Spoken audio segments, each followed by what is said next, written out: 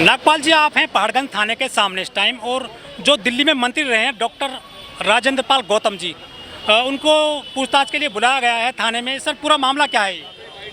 5 तारीख को जो धम्म दीक्षा का प्रोग्राम डॉक्टर अम्बेडकर भवन पर रानी झांसी रोड पे हुआ था, जिसको जय भीम मिशन और भारतीय बौद्ध महासभा ने आयोजित किया था, उसमें बाबा साहब के पुत्र और बौद्ध भिक्षु राजरत्न अम्बेडकर ने वहाँ के जो भी वहाँ लोग पहुँचे थे 10-12 हज़ार की संख्या में, उनको बाबा साहब की 22 प्रतिज्ञाएँ दिलवाई थी। जो बौद्ध धर्म में हमेशा होता है कि जो आदमी बौद्ध धर्म की दीक्षा लेता है उसको तृषण पंचशील के बाद में फिर बाबा साहब की 22 प्रतिज्ञाएँ दिलवाई जाती हैं, और ये हमेशा से होता है। तो वो 22 प्रतिज्ञाएँ जो है वहाँ दिलवाई। मंत्री राजेंद्र पाल गौतम भी चूँकि मंच पर थे, तो अब इसमें क्या हुआ कि इसमें लोगों की भावनाएं जो वो आहत हो गई, और उनका कहने का बीजेपी ने ये इसको मुद्दा बना लिया। उनका कहने का मतलब ये हमारे हिंदू देवी देवताओं का अपमान है, जबकि ऐसा नहीं है। देवेंद्र फडणवीस नागपुर में दीक्षा ले चुके हैं। बाबा साहब डॉक्टर अम्बेडकर ने 14 अक्टूबर 1956 को दीक्षा ली थी। हर साल देश में स्वामी प्रसाद मौर्य बड़े नेता वो दीक्षा ले चुके हैं। बड़े लोग, कई और लोग नेता ले चुके हैं। बीजेपी खुद अब बाबा साहब के जो वॉल्यूम्स हैं, बाबा साहब की जो किताबें हैं, उनमें 17वें वॉल्यूम में छपा कर भेजते,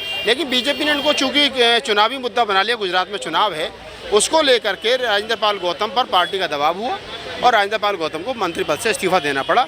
आज जो बीजेपी के द्वारा राजेंद्र पाल गौतम के ऊपर एफआईआर कराई गई थी, उस एफआईआर के लिए यहाँ के जो एसएचओ हैं, उन्होंने उनको बुलाया था। वो अंदर उनसे पूछताछ हो रही है। अभी डीसीपी के यहाँ उनका जो स्टेटमेंट है वो गया है, वहाँ से वो आ रहा है। तब तक मंत्री जी अंदर रहेंगे। लेकिन दुख का विषय है कि पार्टी का कोई सीनियर नेता यहाँ नहीं है। अरविंद केजरीवाल की तरफ से कोई पार्टी का एक एमएलए, कोई विधायक, कोई मंत्री, कोई उप मुख्यमंत्री कोई यहाँ नहीं है। इससे साफ पता चलता है कि राजेंद्र पाल गौतम चूँकि एक दलित मंत्री हैं और उन्होंने बाबा साहब डॉक्टर अम्बेडकर के विचार को आगे बढ़ाने का काम किया है, तो उनको ये लगता है कि ये क्या नाम है, अब ऐसा इनके साथ कर लो। लेकिन अगर कहीं वहीं सवर्ण मंत्री के साथ ही होता तो पूरी पार्टी रोड पर होती है। लेकिन नागपाल जी, ये तो पिछले कई महीने से पूरा अभियान चला रहे थे गौतम साहब, क्या इन्होंने सरकार से परमिशन नहीं ली थी इस काम के लिए? सरकार से परमिशन का मुद्दा ही नहीं है। मुद्दा है 22 प्रतिज्ञाओं को दोहराने का। मुद्दा सिर्फ इतना है कि बाबा साहब डॉक्टर अम्बेडकर की 22 प्रतिज्ञा दोहराने से हिंदुओं की भावनाएं आहत हो गई। तो ये भावनाओं का खेल है और कुछ नहीं है। अच्छा, तो ये जो पूरा इनसे इस्तीफा ले लिया गया है, दबाव में लिया है या मर्जी से दिया इन्होंने? मर्जी से कौन देता भाई साहब? मर्जी से तो स्टूल नहीं देता, मंत्री पद कौन दे देगा? मर्जी से तो लोग स्टूल नहीं देते, मंत्री की कुर्सी कौन दे देगा? तो ये लेकिन जितनी दीक्षा दिलवाई है गौतम साहब ने, तो उनके साथ में जो लोग थे, अम्बेडकरवादी संगठन है, वो तो कहीं नजर नहीं आ रहे हैं आज उनके साथ खड़े हुए। बुलाया नहीं गया किसी को। दरअसल 2 बजे यहाँ पहुँचे थे मंत्री, तो 1:45 बजे लोगों को बताया गया, तो पत्रकार यहाँ पहुँचे हैं या कुछ जो संगठन के लोग हैं वो पहुँचे। बाकी लोग यहाँ नहीं पहुँचे क्योंकि बाकी लोग, ये आम लोगों के लिए नहीं बुलाया गया था। आम लोगों के लिए मंत्री जी जिस दिन कहेंगे उस दिन यहाँ मेरा करूँगा 10-20 हज़ार आदमी इकट्ठा हो जाएगा, ऐसा नहीं है। लेकिन आम लोगों को बुलाया ही नहीं गया, तो आम लोग आते क्यों? लेकिन केजरीवाल तो खुद जो है बाबा साहब के नाम पर राजनीति कर रहे हैं, फोटो लगवाते हैं अपने अपने ऑफिसों में, वो सब जगह। हाँ, तो ये बात हम इस देश के दलित समाज को सोचनी चाहिए ना भाई। आपने दिल्ली की और पंजाब की 2-2 सरकारें थाली में सजा करके इनको दे दी केजरीवाल जी को, और आप देखेंगे कि किस प्रकार से वो अब आपके साथ जो आपका शोषण कर रहे हैं। तो इन सारी चीज़ों को समझना चाहिए। तो क्या बात सच हो गई है कि बाबा साहब के मूर्ति पर माला, विचारों पर ताला? हम तो पहले दिन से कह रहे हैं कि बाबा साहब डॉक्टर अम्बेडकर के विचारों को समझना। भाई, बाबा साहब डॉक्टर अम्बेडकर की पहली प्रतिज्ञा में रामकृष्ण को ईश्वर नहीं मानूंगा। जो आदमी ये कहता है कि मैं तो बाबा साहब का बहुत बड़ा भक्त हूँ, बाबा साहब को बहुत मानता हूँ, तो प्रतिज्ञा करे, खाए, हमने कौन सा मना किया है। लेकिन यहाँ तो कोई ले नहीं रहा है। अब लेकिन जो लोग ले रहे हैं उनसे भी लोगों को आपत्ति है।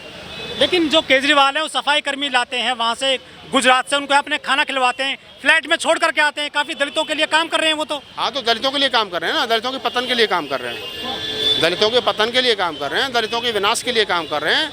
दलितों के बाबा साहब डॉक्टर अम्बेडकर की जो सपना था भारत को बौद्ध में, उसको दफन करने का काम कर रहे हैं काम।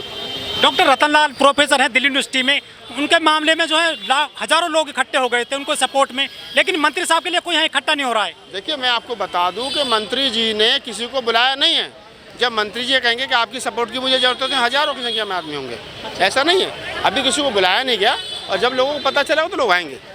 इसका जो है इम्पैक्ट क्या पड़ेगा फ्यूचर में? फ्यूचर में अगर लोग केजरीवाल नहीं माने तो नुकसान उठाना पड़ेगा। दलित वोट बैंक है जो दिल्ली का, कुछ असर पड़ेगा उस पर? बिल्कुल पड़ेगा। और मैं तो कह रहा हूँ दलितों को सोचना चाहिए, विचार करना चाहिए। मैं तो पहले दिन से कह रहा हूँ केजरीवाल का कच्चा भी तो खाकी है।